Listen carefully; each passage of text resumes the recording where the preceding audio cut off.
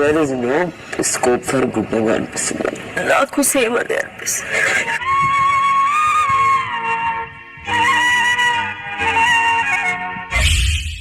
మాట్లాడకపోతే ఒక ప్రాబ్లం, మాట్లాడితే ఒక ప్రాబ్లం. మీ ప్రాబ్లం ఏంటో చెప్పండి. సీరియస్ గా ఉంటే ఒక ప్రాబ్లం, జాలీగా ఉంటే ఇంకో ప్రాబ్లం. మమ్మల్ని నా వల్ల ప్రాబ్లం తెలియపోతుంది అడిగి మీ వల్లనే ప్రాబ్లం. జోకులు అయ్యి కానీ పర్సనల్గా అయ్యకు. ఇంకొకటి హద్దులు దాటకు. వచ్చాడమ్మా ఉచిత శేఖరుడు. అండర్స్టాండింగ్ ఉండాలి, పేషెంట్ ఉండాలి, బ్రాడ్ మైండెడ్ ఉండాలి. కానీ మీకోసం తాజ్ మహల్ కట్టించాలి.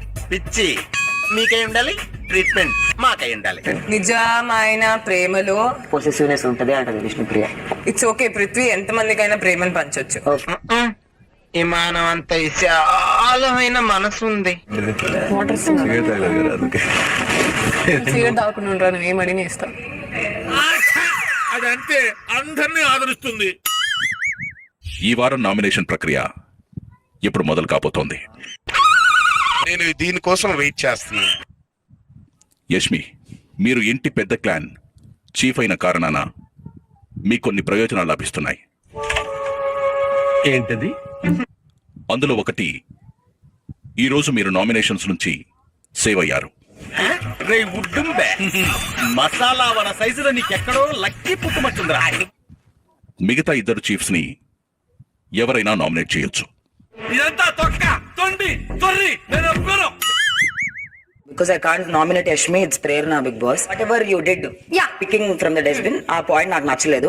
ఓహో, నాకు నచ్చలేదు అని చెప్పేటంత గొప్పవాడు అయ్యావా? అసలు నువ్వు నాకు నచ్చలేదు. యష్మి గురించి చెప్పావు. ఆమె మా చీఫ్ అయినప్పుడు చీఫ్ అనే దానికి ఒక్కటి ఏదో ఉంటది. ఏముంటది? తిక్కుంటది, పిచ్చుంటది, ఎర్రుంటది. సో నీ చీఫ్ నేను చంపేసినా నువ్వు ఒప్పుకుంటావా? గైస్, నేను మాట్లాడొచ్చా? మాట్లాడరా. నవ్వకు, సీరియస్ గా ఉంది.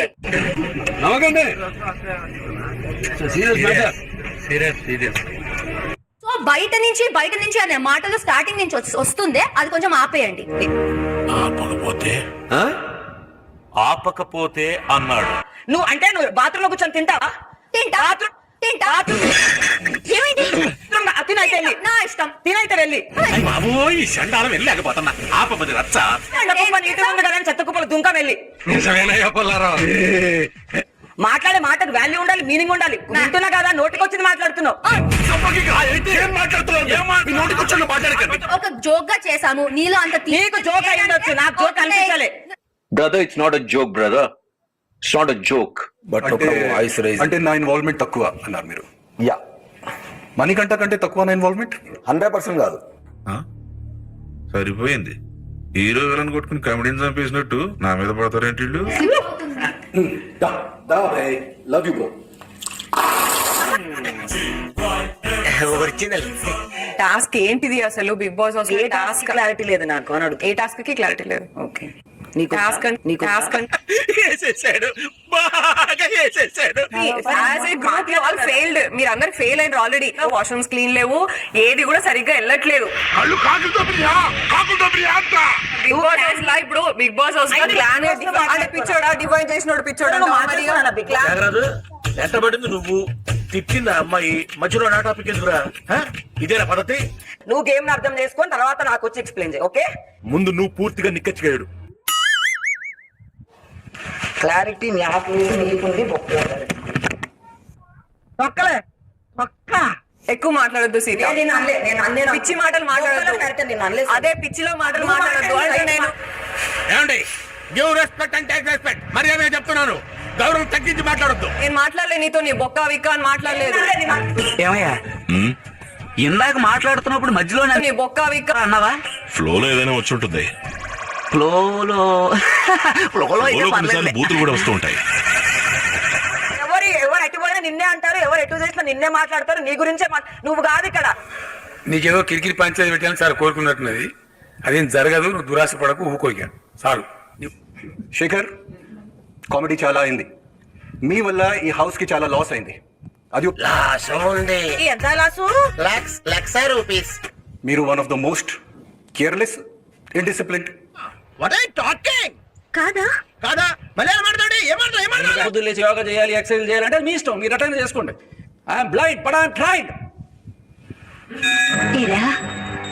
జీవితంలో నువ్వు ఇంకా మారవా? మారను. ఫస్ట్ ఆఫ్ ఆల్ ఇందాక స్పేస్ తీసుకునే జోకులు వేస్తాను, నేను కామెడీ చేస్తాను. అది కాదు నువ్వు. ఓకే, ఇష్టం ఉన్న చోట నీకు అది కంట్రోలే ఉండదు, ఏది పడితే అది మాట్లాడేస్తావు. ఇది కేవలం పొగరు. కొన్ని ఏరియాలో దీన్నే బల్బ్ అని కూడా అంటారు.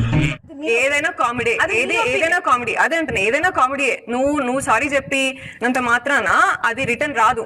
అప్పుడేదో పొరపాటు అన్నాను సార్, సారీ సుందర్ గారు.